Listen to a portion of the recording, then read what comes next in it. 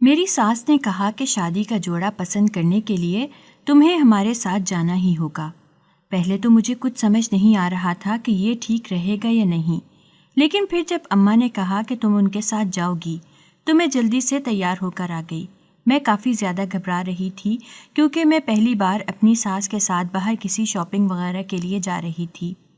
میری ساس مزاج کی کافی اچھی تھی، اس لیے اماں نے کہا کہ فکر کرنے کی کوئی ضرورت نہیں ہے، تم بس انہیں اپنی پسند بتا دینا، وہ آرام سے چیز خرید لیں گی۔ میں ساس کے ساتھ شاپنگ مال کی طرف آئی تو انہوں نے مجھ سے کہا کہ بیٹی گھبرانے کی بات نہیں ہے، تمہیں جیسا بھی جوڑا پسند ہو مجھے بتانا، ہم خرید لیں گے۔ شادی کا جوڑا لڑکی کی پسند سے ہی لینا چاہیے کیونکہ دلہن تو وہی بنتی ہے نا۔ ان کی بات سن کر مجھے تھوڑی بہت تسلی ملی۔ جب ہم اندر گئے تو ایک جوڑا مجھے بہت زیادہ پسند آیا۔ میں نے اپنی ساس سے کہا کہ مجھے یہی جوڑا پسند آ رہا ہے، تو وہ بولی ٹھیک ہے، ہم اسے ہی خرید لیتے ہیں۔ وہ دکاندار سے جوڑے کو خریدنے کی بات کرنے گئی، تبھی میرے ساتھ کھڑے میرے دیور ساجد نے مجھ سے کہا کہ تم وہ جوڑا کیوں لے رہی ہو؟ دیکھو یہ والا جوڑا لو، یہ تم پر بہت ہی اچھا لگے گا۔ میں نے مسکراتے ہوئے اس سے کہا کہ تمہیں لڑکیوں کے کپڑوں کے بارے میں کیا پتہ، مجھے تو وہی کپڑے پسند ہیں اور حارث بھی اسی رنگ کو پسند کرتے ہیں، اس لیے میں نے سوچا ہے کہ وہی جوڑا خریدوں۔ یہ سن کر ساجد کے چہرے پر ایک سایہ سا گزر گیا۔ مجھے یوں لگا جیسے اسے حارث کا ذکر پسند نہیں آیا ہے۔ بہرحال میں نے نظر انداز کر دیا۔ باقی کی شاپنگ وغیرہ کر کے جب ہم گھر پہنچے تو میں نے اماں کو ساری شاپنگ دکھائی۔ میری ساس بھی ہمارے ساتھ گھر ہی آ گئی تھی، ویسے بھی وہ ہمارے پڑوس میں ہی رہتی تھی۔ یہ لوگ بچپن سے ہمارے پڑوسی تھے، لیکن اب جب پڑوس کا رشتہ داری میں بدل رہا تھا تو مجھے سب کچھ نیا نیا لگ رہا تھا۔ تھوڑی دیر میری ساس وہیں بیٹھی رہیں اور اس کے بعد اٹھ کر اپنے گھر چلی گئیں۔ انہوں نے کہا کہ ابھی میرے شوہر بھی آتے ہی ہوں گے، انہیں کھانا وغیرہ بنا کر دینا ہے۔ اماں نے ان سے کہا کہ آپ فکر مت کریں، میں نے کھانا بنا دیا تھا، آپ لوگ شاپنگ پر گئے ہوئے تھے اس لیے میں نے سوچا آپ لوگوں کے لیے بھی بنا دوں۔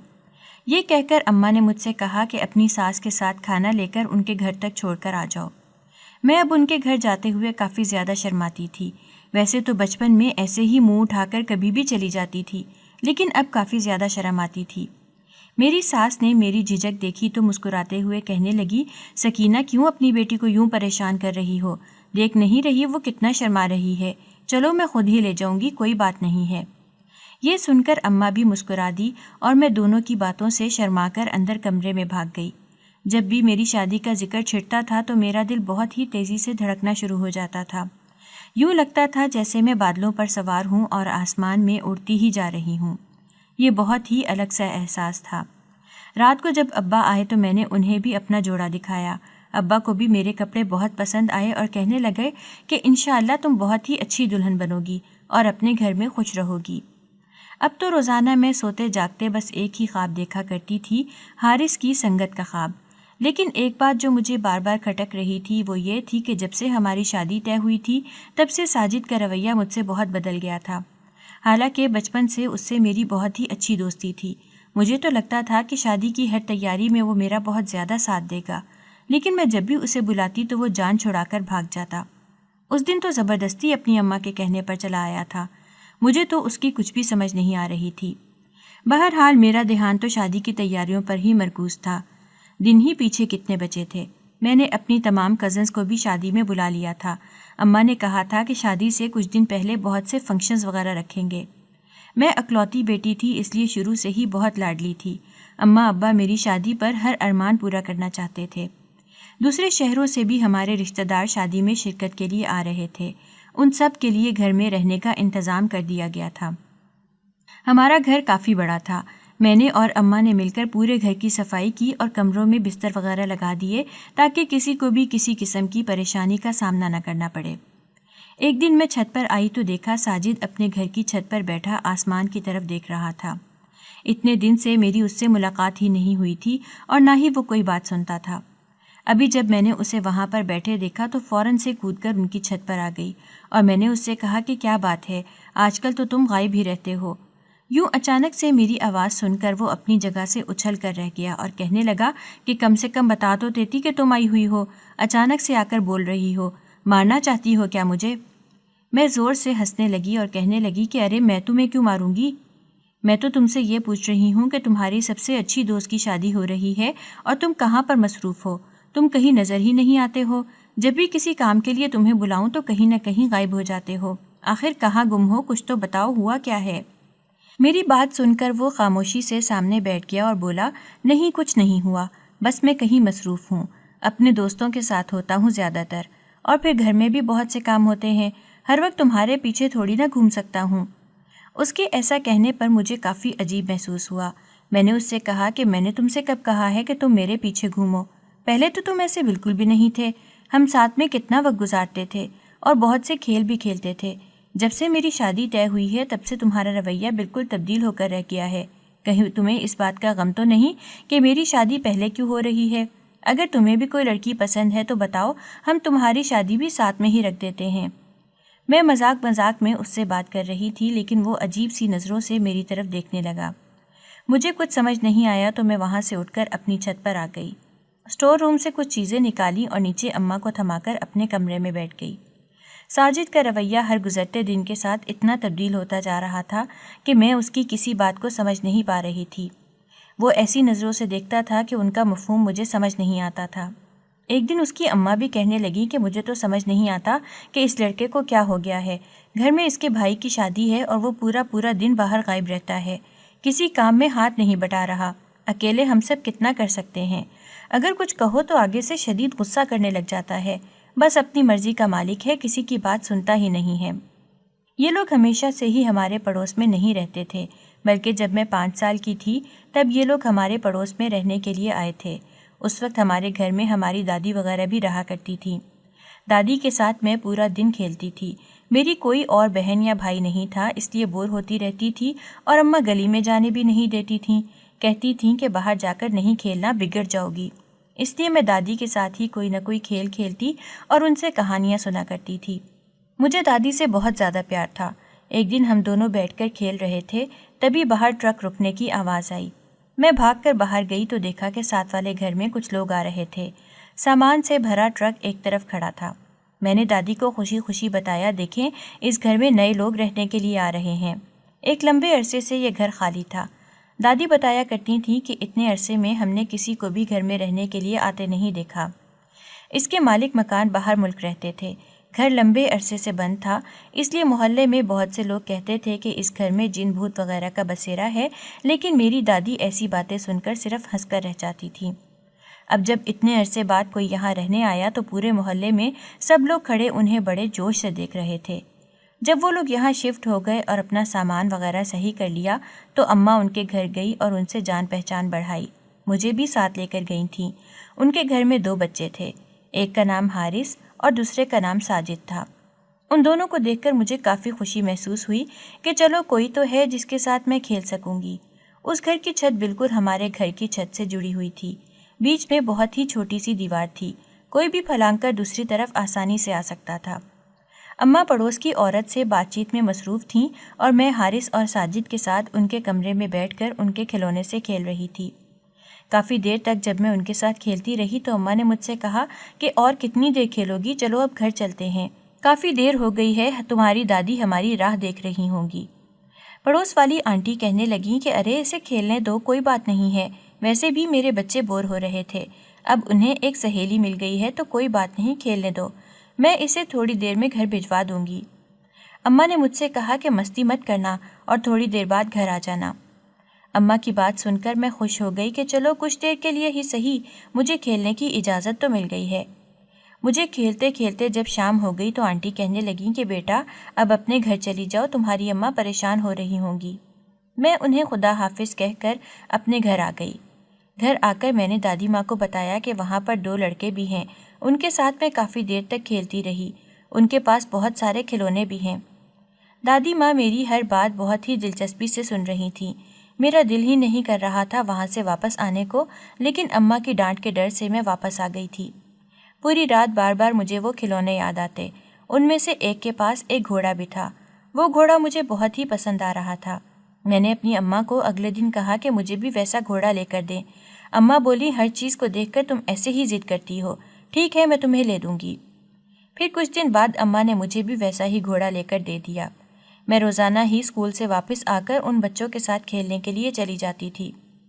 پڑوس کی آنٹی نے ان بچوں کو بھی میرے اسکول میں ہی داخلہ دلوا دیا تھا۔ اسکول میں بھی ہم ساتھ ساتھ رہتے تھے۔ وہ دونوں مجھ سے عمر میں بڑے تھے، اس لیے دوسری کلاس میں پڑھتے تھے، لیکن بریک ٹائم پر میں ان کی کلاس میں چلی جاتی اور ان کے ساتھ ہی بیٹھ کر لنچ کرتی تھی۔ خاص طور سے ساجد کے ساتھ تو میری بہت زیادہ بنتی تھی، اس کے ساتھ میری دوستی بہت ہی پکی تھی۔ حارث تھوڑا سنجیدہ قسم کا تھا، اس لیے اس کے ساتھ بہت ہی کم بات چیت ہوتی تھی۔ میں اور ساجد بہت زیادہ شرارتیں بھی کرتے تھے، جس کی وجہ سے کبھی کبھی ہمیں آنٹی اور اماں سے ڈانٹ پڑ جاتی تھی۔ میں چھٹی جماعت میں تھی جب میری دادی کا اچانک سے انتقال ہو گیا۔ دادی کے ساتھ میں نے بہت سا وقت گزارا تھا۔ جب مجھے ان کے انتقال کی خبر ملی تو میں بہت زیادہ روئی۔ کئی دن تک انہیں یاد کرتی، ان کے بستر پر لیٹی رہتی۔ اماں مجھ سے کہتی کہ بیٹی آخر کب تک غم بناتی رہو گی، ان کے لیے دعا کیا کرو۔ ہم سب کو بھی ان کے جانے کا افسوس ہے، لیکن تم تو بالکل ہی چپ ہو گئی ہو۔ جاؤ بچوں کے ساتھ کھیلو، دیکھو ساجد باہر تمہارا انتظار کر رہا ہے، روز تم سے کھیلنے کے لیے آتا ہے، لیکن تم یہاں پر لیٹی رہتی ہو، ایسا کب تک چلے گا؟ تمہیں ٹیوشن بھی تو جانا ہے۔ میں اور ساجد ایک ہی ٹیوشن میں جاتے تھے۔ حارث کو ٹیوشن کی ضرورت نہیں تھی، وہ گھر پر ہی بہت اچھا پڑھ لیتا تھا۔ ہم دونوں سے ہی وہ پڑھائی میں بہت اچھا تھا۔ اماں کی بات سن کر میں بستر سے اتری اور منہ ہاتھ دھو کر باہر آ گئی۔ ساجد سامنے کھڑا میرا انتظار کر رہا تھا۔ مجھے دیکھتے ہی اس کے چہرے پر مسکراہٹ آ گئی۔ کہنے لگا کہ اتنے دن سے تم اتنی خاموش سی تھی، میں تمہارا انتظار کرتے کرتے تھک گیا تھا۔ روزانہ یہاں آ کر بیٹھتا کہ شاید تم کھیلنے کے لیے آؤ گی، اور ٹیوشن میں بھی تمہارا انتظار کرتا ہوں، لیکن تم آتی ہی نہیں ہو۔ میں نے اس سے کہا کہ دادی کی موت کی وجہ سے میں کچھ بھی نہیں کر پا رہی ہوں، مجھے اپنی دادی کی بہت یاد آتی ہے۔ پھر میں اس کے ساتھ اپنا بستہ پہن کر ٹیوشن کے لیے نکل گئی۔ ٹیوشن جا کر بھی پڑھائی میں میرا دل نہیں لگ رہا تھا۔ ساجد ہر طرح سے میرا موڈ ٹھیک کرنے کی کوشش کر رہا تھا، لیکن کوئی بھی چیز مجھے خوش نہیں کر پا رہی تھی۔ بار بار دادی کی یاد آتی اور میری آنکھیں بھیگ جاتی۔ واپسی پر ساجد نے مجھ سے کہا کہ تم میرے ساتھ میرے گھر چلو، وہاں جا کر تمہیں اچھا محسوس ہوگا۔ میری امی بھی تمہارے بارے میں اتنے دن سے پوچھ رہی ہیں کہ تم اچانک سے کہاں غائب ہو گئی ہو، ورنہ روز روز ہمارے گھر آتی تھی، اتنے دن سے تم ہمارے گھر نہیں آئی ہو، چلو آج چلتے ہیں۔ میں نے اس سے کہا ٹھیک ہے، میں بیگ رکھ کر آتی ہوں، پھر تمہارے ساتھ چلتی ہوں۔ وہ باہر کھڑے ہو کر میرا انتظار کرنے لگا۔ میں بستہ گھر میں رکھ کر اماں کو بتا کر فوراً ساجد کے ساتھ اس کے گھر آ گئی۔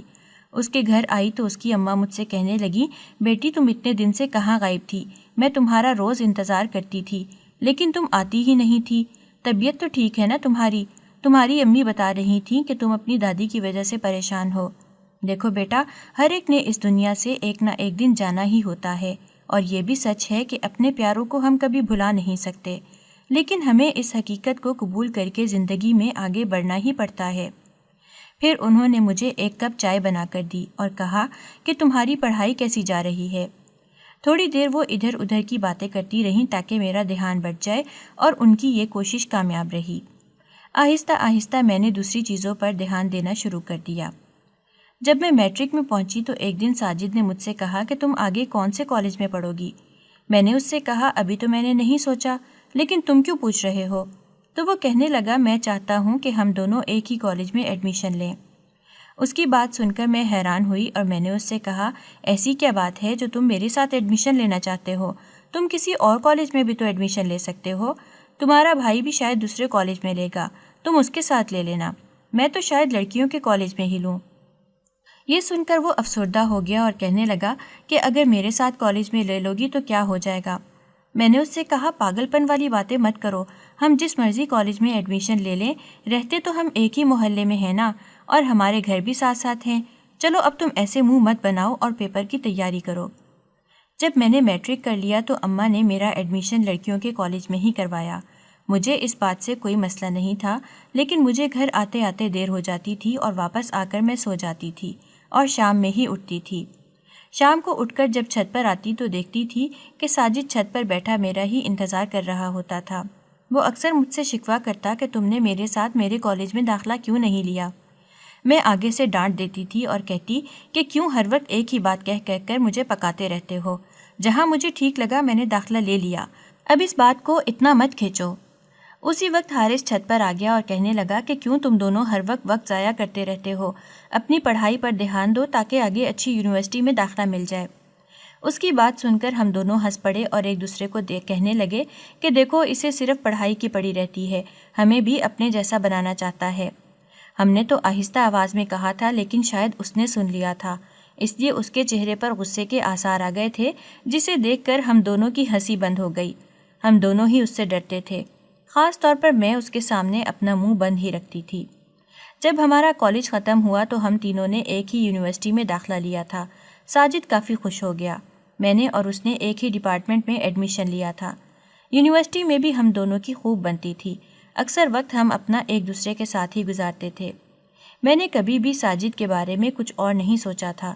یونیورسٹی میں بہت سی لڑکیاں مجھ سے کہتی تھیں کہ تم دونوں کے بیچ کچھ چل رہا ہے، تو میں ہنس کر کہہ دیتی ارے نہیں، یہ تو میرے بھائی جیسا ہے، ہم دونوں بچپن کے دوست ہیں اور ہم دونوں کے بیچ بے تکلفی تھوڑی زیادہ ہے، اس لیے شاید تم لوگوں کو ایسا لگتا ہو، ورنہ حقیقت میں تو ایسی کوئی بھی بات نہیں ہے۔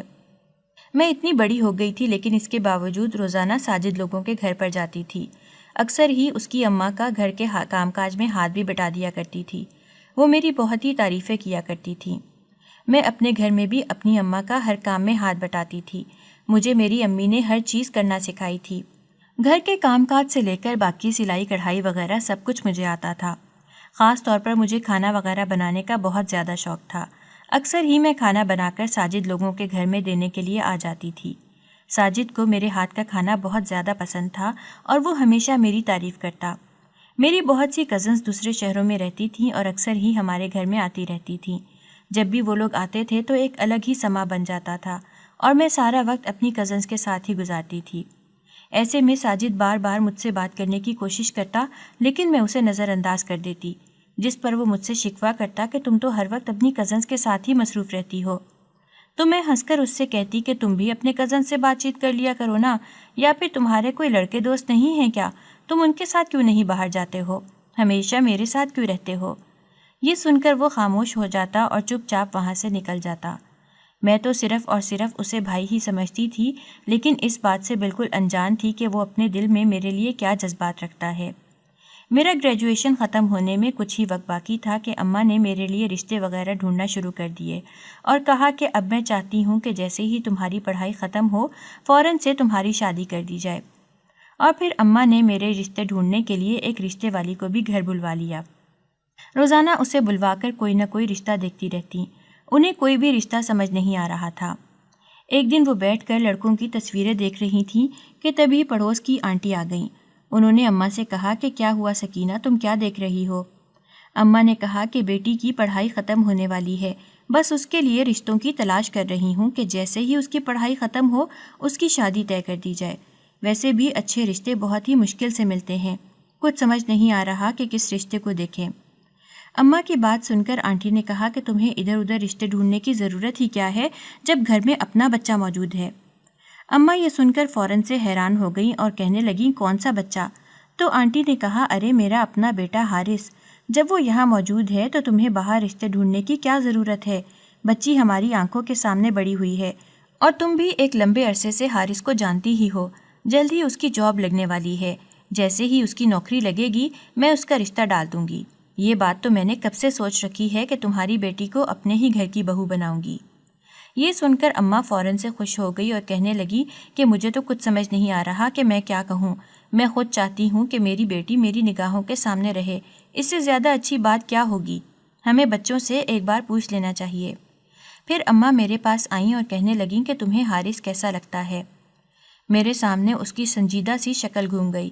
اماں نے کہا دیکھو وہ بہت ہی اچھا اور سلجھا ہوا لڑکا ہے، ہمیں ایسا داماد ڈھونڈے سے بھی نہیں ملے گا۔ تمہارے ابا سے بھی بات کر چکی ہوں، انہیں بھی یہ رشتہ بہت زیادہ پسند آیا ہے۔ اب بتاؤ کیا کروں؟ اگر تم بولتی ہو تو ہم آگے بات چلاتے ہیں۔ وہ لوگ بھی پوری طرح سے راضی ہیں، انہوں نے بھی اپنے بیٹے سے بات کر لی ہے۔ میں یہ سن کر شرما گئی اور اماں سے کہا کہ اماں میں نہیں جانتی، جیسا آپ کو بہتر لگتا ہے آپ ویسا کر لیں، میری کوئی خاص پسند نہیں ہے۔ اماں یہ سن کر کہنے لگی ٹھیک ہے، یقین مانو تم یہاں بہت خوش رہو گی۔ اور پھر ابھی میری گریجویشن مکمل ہوئی بھی نہیں تھی، اس سے پہلے ہی دونوں نے مل کر منگنی کی تیاریاں بھی شروع کر دیں۔ جب میں آنٹی اور اماں کو تیاریاں کرتے دیکھتی تو اماں سے کہتی کہ اماں اتنی بھی کیا جلدی ہے، آپ دونوں چاہتی ہیں کہ میں آج کے آج گھر سے چلی جاؤں۔ اماں بولی نہیں بیٹا، شادی کی تیاریوں میں بہت وقت لگتا ہے اور ہم بہت دھوم دھام سے تمہاری شادی کرنا چاہتے ہیں۔ اب مجھے آنٹی سے بہت ہی شرم سی محسوس ہوتی تھی، اب وہ میری ساس بن گئی تھیں اور انہیں دیکھ کر میں کافی جھجکتی تھی۔ وہ مجھ سے کہتی تھیں کہ تم مجھ سے اتنا کیوں ڈرتی ہو، چھوٹی سی تھی تم، تب سے میرے گھر میں بھاگ بھاگ کر آتی تھی اور اب مجھ سے ڈر رہی ہو۔ اب تو حارث بھی مجھے جہاں نظر آتا میں اس سے شرمانے لگ جاتی، لیکن میں نے دیکھا کہ جب سے میری شادی کی بات شروع ہوئی تھی ساجد کا چہرہ ہمیشہ افسردگی سے بھرا رہتا تھا، نہ جانے وہ کن سوچوں میں مبتلا رہتا تھا۔ ایک دو بار جب میں نے اس سے اس بارے میں بات کرنے کی کوشش بھی کی تو وہ کہنے لگا نہیں نہیں کوئی بات نہیں ہے، میں بالکل بھی پریشان نہیں ہوں، مگر یہ تو اس کے چہرے پر صاف صاف لکھا ہوتا تھا کہ وہ کافی زیادہ پریشانی میں مبتلا ہے، لیکن وہ اس بات کو کسی سے بھی شیئر نہیں کر پا رہا تھا۔ میں نے 1000 کوشش کر کے دیکھ لی لیکن وہ مجھے کچھ نہیں بتا رہا تھا۔ میرے فائنل ایگزامز جیسے ہی ختم ہوئے تو گھر پر باقاعدہ منگنی کا ایک فنکشن منعقد کیا گیا۔ اماں نے مجھے پارلر سے تیار کروایا، میں بہت ہی خوبصورت لگ رہی تھی۔ جب حارث نے مجھے انگوٹھی پہنائی تو میری خوشی کی کوئی انتہا نہ رہی۔ حارث پر یونیورسٹی کی بہت سی لڑکیاں مرتی تھیں کیونکہ وہ دکھنے میں بہت ہینڈسم تھا اور مجھے یقین نہیں ہو رہا تھا کہ وہ ہینڈسم لڑکا آج میرا منگیتر بن گیا ہے۔ مجھے صرف اور صرف اس کی سنجیدگی سے ڈر لگتا تھا، لیکن ابھی وہ کافی مسکرا رہا تھا، یعنی وہ اس شادی پر پوری طرح سے راضی تھا، ورنہ مجھے ڈر لگ رہا تھا کہ اگر اس نے مجھے قبول نہ کیا تو میں اس کے ساتھ ساری زندگی کیسے گزاروں گی۔ میں نے ساجد سے کہا کہ آؤ نا تم بھی ہمارے ساتھ تصویریں بنواؤ، لیکن وہ یہ کہہ کر وہاں سے چلا گیا کہ میرے سر میں درد ہو رہا ہے، میں نے کوئی تصویریں نہیں بنوانی۔ سب کو اس کا رویہ بہت ہی عجیب لگا اور آنٹی نے تو اسے ڈانٹ بھی دیا، لیکن اماں نے کہا کہ یوں بچوں کو مت ڈانٹیں، ہو سکتا ہے کسی پریشانی کا شکار ہو اور بتا نہ پا رہا ہو۔ میرا گریجویشن مکمل ہو گیا تھا، اس لیے میں اب پورا دن گھر پر ہی رہتی تھی۔ اماں چاہتی تھیں کہ میں باہر نہ نکلوں، اس طرح میرا رنگ خراب نہ ہو جائے، کیونکہ ان کا ارادہ تھا کہ کچھ ہی عرصے میں میری شادی کر دی جائے۔ سب گھر والے اس بات پر راضی تھے، تو 2 مہینے بعد کی تاریخ ٹھہرا دی گئی۔ مجھے یہ عرصہ بہت ہی کم لگ رہا تھا، میں سوچ سوچ کر پریشان ہو رہی تھی کہ اتنے کم عرصے میں شادی کی تیاریاں کیسے ہوں گی، لیکن اماں نے کہا کہ میں نے آدھی سے زیادہ تیاریاں پہلے ہی کر کے رکھی ہوئی ہیں، اس لیے پریشانی کی کوئی بھی بات نہیں ہے۔ اماں اور آنٹی روزانہ بازار جا کر نہ جانے کیا کچھ خرید کر لے کر آتی رہتی تھیں۔ اکثر ان دونوں کو بازار ساجد ہی لے کر جاتا تھا۔ واپسی پر اس کا منہ سوجا ہوتا تھا اور کہتا تھا کہ مجھے دوبارہ نہیں جانا ہے۔ جب میں نے کہہ دیا ہے کہ میں آپ لوگوں کے ساتھ بازار نہیں جانا چاہتا ہوں تو پھر مجھے بار بار پریشان کیوں کرتے ہیں؟ جس پر آنٹی اسے ڈانٹتی تھیں اور کہتی تھیں کہ تمہارا بھائی تو اپنی جاب میں مصروف ہے اور اس کی شادی ہونے والی ہے، کیا تم اپنے بھائی کی شادی میں اتنی سی مدد نہیں کر سکتے؟ تم ایسے منہ بنا رہے ہو جیسے کسی غیر کی شادی ہو رہی ہے۔ جس پر وہ جھنجھلا کر کہہ دیتا کہ اس سب کے علاوہ میرے پاس اور بھی بہت سے کام ہیں، میں فارغ نہیں بیٹھا، میرے دوست ہیں، مجھے ان سے ملنا ہوتا ہے۔ مجھے حیرت ہوتی تھی کہ یہ اچانک سے اس کے کون سے دوست بن گئے۔ جب میں اس سے کہتی تھی تب تو وہ کسی سے دوستی نہیں کرتا تھا، اور اب اس نے یوں اچانک سے بہت سے دوست بنا لیے تھے، مجھ سے بھی وہ ٹھیک سے بات نہیں کرتا تھا۔ جو شادی کے دن قریب آتے جا رہے تھے میں کافی زیادہ گھبرا رہی تھی کہ آگے نئی زندگی کیسے شروع کروں گی۔ حارث سے میری زیادہ بات چیت نہیں ہوتی تھی، وہ ہمیشہ خاموش رہتا تھا اور اپنے کام میں مصروف رہتا تھا۔ میں جانتی تھی یہ اس کی ہمیشہ کی عادت ہے، وہ ایسے ہی رہتا ہے، اس لیے میں نے اس سے کسی طرح کی امیدیں وابستہ نہیں کی۔ ہر ایک کا اپنا ہی مزاج ہوتا ہے۔ باقی تیاریاں تو شادی کی تقریباً مکمل ہو گئی تھیں، بس ہال وغیرہ ڈیسائیڈ کرنا تھا اور ساتھ میں میرا شادی کا جوڑا لینا تھا جو آج ہی میں اپنے ہونے والی ساس کے ساتھ جا کر لے آئی تھی۔ شادی میں صرف 1 ہفتہ باقی بچا تھا۔ اس دوران ساجد سے میری بات تقریباً بالکل بھی نہیں ہو پا رہی تھی۔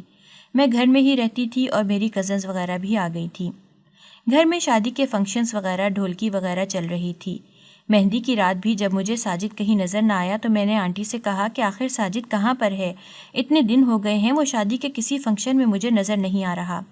تو وہ کہنے لگیں کہ وہ اپنے کسی دوست کے ساتھ کہیں گیا ہوا ہے، کچھ بتاتا بھی نہیں ہے کہ کہاں جا رہا ہے، جب دل کرتا ہے منہ اٹھا کر چلا جاتا ہے۔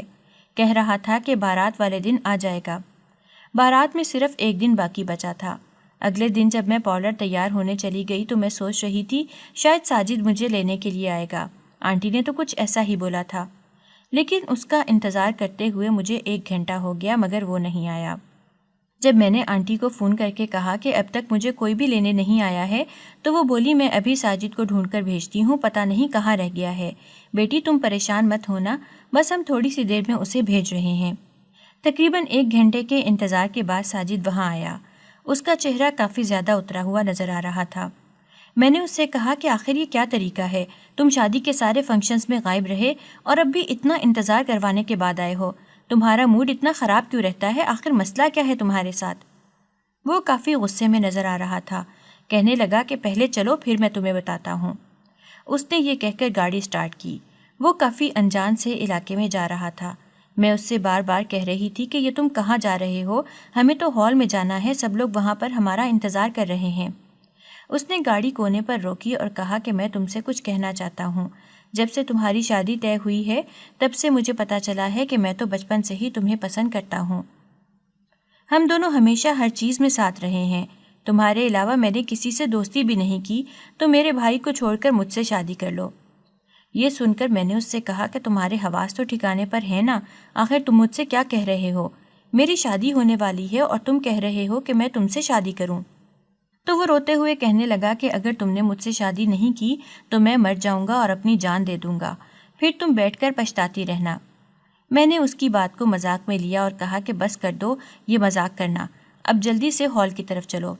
میری بات سن کر اس نے غصے سے گاڑی سٹارٹ کر دی اور مجھے ہال کے باہر اتار کر خود زن سے گاڑی آگے بڑھا کر لے گیا۔ اس کی اس حرکت میں مجھے غصہ تو بہت آیا، لیکن پھر میں ایک طرف گئی اور اماں کو کال کر کے کہا کہ میں باہر پہنچ گئی ہوں، آ کر مجھے اندر لے جائیں۔ اماں نے مجھ سے کہا کہ ساجد کہاں ہے، آخر وہ تمہیں اندر کیوں نہیں لایا؟ میں نے کہا پتہ نہیں اسے کس بات کا غصہ ہے، وہ یہاں سے ہی چلا گیا ہے بنا کچھ بتائے، اس کا موڈ بھی اچھا نہیں تھا۔ اماں مجھے اندر لائیں، مجھے اندر بٹھایا گیا اور پھر نکاح کی تقریب ہوئی۔ نکاح کے بعد مجھے رخصت کر کے اس گھر میں لایا گیا جہاں میں بچپن سے کھیلنے کے لیے جاتی تھی۔ یہ سب میرے لیے بہت ہی نیا تھا اور بہت ہی الگ سا لگ رہا تھا، یوں لگ رہا تھا جیسے میں پہلی بار اس گھر میں قدم رکھ رہی ہوں۔ مجھے لاؤنج میں بٹھا کر تھوڑی دیر مووی وغیرہ بنائی گئی، اماں بھی ساتھ ہی آئی ہوئی تھی۔ اس کے بعد جب سب مہمان چلے گئے تو حارث میرے کمرے میں آئے۔ وہ ہمیشہ کی طرح سنجیدہ ہی تھے، لیکن انہوں نے مجھ سے کہا کہ میں اس شادی سے بہت خوش ہوں، تمہیں بھی بہت زیادہ خوش رکھوں گا۔ اسی وقت باہر کا دروازہ زور زور سے بجنا شروع ہو گیا۔ میں اور حارث بھاگتے ہوئے باہر گئے تو دیکھا کہ آنٹی رو رہی تھیں۔ ہم نے ان سے کہا کہ آخر کیا ہوا ہے، تو وہ کہنے لگیں کہ ساجد تھوڑی دیر پہلے ہی گھر آیا تھا اور اس نے اپنے آپ کو مار لیا ہے، یہ دیکھو اس کی کیا حالت ہے۔ سامنے ہی ساجد پنکھے سے لٹکا ہوا تھا۔ میں فوراً سے اپنے منہ پر ہاتھ رکھ کر وہیں کھڑی کی کھڑی رہ گئی۔ اس نے جو کہا تھا وہ کر دکھایا تھا۔ مجھے تو اس کی بات مذاق لگی تھی، لیکن اس نے سچ میں اپنی جان لے لی تھی۔ کچھ پل تو میں کچھ بھی نہ کہہ پائی، سب لوگ گھر میں روئے جا رہے تھے۔ میں نے فوراً سے اپنا دلہن کا لباس تبدیل کیا اور اماں کو اطلاع دی۔ شادی والا گھر میت کے گھر میں تبدیل ہو گیا تھا۔ کسی کو اس کی اس حرکت کی وجہ سمجھ نہیں آ رہی تھی، اس نے ایسا کیوں کیا، اپنے آپ کو کیوں مار دیا۔ آنٹی کی حالت بہت زیادہ خراب تھی، میں انہیں سنبھالنے میں مگن تھی۔ پھر میں اٹھ کر ساجد کے کمرے میں گئی تو دیکھا کہ وہاں پر ایک خط رکھا ہوا ہے جو اس نے میرے نام ہی لکھا تھا۔ میں نے جلدی سے اس خط کو چھپا کر رکھ دیا تاکہ کسی کے بھی ہاتھ نہ لگے اور حارث کو بھی اس بارے میں کچھ پتہ نہ چلے، ورنہ کہیں وہ مجھے طلاق نہ دے دے، کیونکہ میں جانتی تھی اس نے میری وجہ سے ہی ایسا کیا ہے اور اس خط میں ضرور میرا ہی ذکر ہوگا۔ اگلے کئی دن تک ہمارے گھر میں ماتم چھایا رہا۔ میں نے تو وہ خط خود بھی نہیں پڑھا تھا، بس اسے چھپا کر رکھ دیا تھا۔ بار بار میرے دماغ میں اس کا خیال آتا، لیکن میں خود کو اسے پڑھنے سے باز رکھتی۔ میرا پورا دن آنٹی کو سنبھالنے میں ہی گزر جاتا تھا۔ وہ بار بار ساجد کو یاد کرتی تھیں اور روتی رہتی تھیں اور کہتی کہ نہ جانے اس نے خود کو کیوں مار دیا، اتنی بے رحمی سے کیوں مارا، ایسے کوئی کرتا ہے کیا؟ کافی وقت سے وہ پریشان نظر آ رہا تھا اور ہم سب باری باری بس اسے ڈانٹتے تھے کہ وہ جان بوجھ کر ایسا کر رہا ہے، اور دیکھو نہ جانے اسے کیا پریشانی تھی جو اس نے خود کو اس حال میں پہنچا دیا۔ اب میں اپنے بچے کے بنا کیسے جیوں گی؟ آنٹی جب بھی روتی تھیں اور ساجد کو یاد کرتی تھیں تو اس وقت مجھے لگتا کہ جیسے اس سب کی وجہ میں ہی ہوں، اور میں اپنے آپ کو مجرم تصور کرنے لگ جاتی، حالانکہ اس میں میری کوئی غلطی نہیں تھی۔ ہر وقت مجھے ایک عجیب سا ڈر محسوس ہوتا رہتا تھا۔ پھر ایک دن الماری میں کچھ ڈھونڈتے ہوئے کپڑوں کے نیچے حارث کو وہ خط مل گیا۔ میں کچن میں کوئی کام کر رہی تھی۔ نہ جانے کب حارث نے وہ خط ڈھونڈا اور اس خط کو پڑھ بھی لیا۔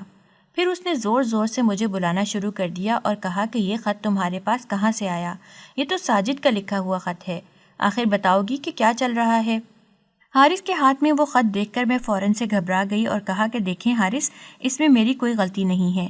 مجھے لگا تھا کہ اس نے صرف دھمکی دی ہے اور وہ مذاق کر رہا ہے، لیکن وہ اصل میں خود کی جان لے لے گا میں کچھ نہیں جانتی تھی، اور نہ ہی میں نے کبھی اس کے لیے ایسا کوئی جذبہ محسوس کیا ہے۔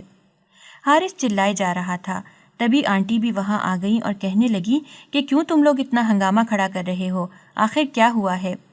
تو حارث نے خط ان کے ہاتھ میں تھما دیا۔ آنٹی نے جیسے ہی خط پڑھا ان کی حالت بھی غیر ہو گئی۔ میں نے خط اٹھا کر دیکھا تو اس میں ساجد نے صاف صاف لکھا تھا کہ وہ مجھے بہت زیادہ پسند کرتا ہے اور میرے بنا جی نہیں سکتا، اس لیے وہ اپنی زندگی قربان کر رہا ہے اور اپنے بھائی کی بیوی کے روپ میں مجھے ہرگز نہیں دیکھ سکتا۔ اب سب مجھے ہی مجرم ٹھہرا رہے تھے۔ حارث نے مجھ سے بات چیت کرنا بند کر دی۔ میں اسے کئی بار سمجھا چکی تھی کہ اس سب میں میری کوئی غلطی نہیں ہے۔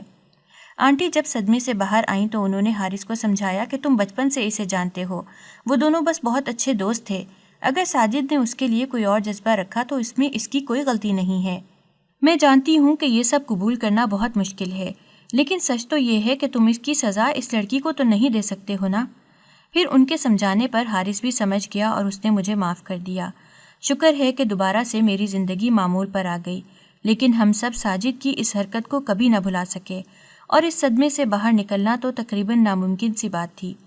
محلے والوں سے ہم نے یہ بات مکمل طور پر چھپا لی۔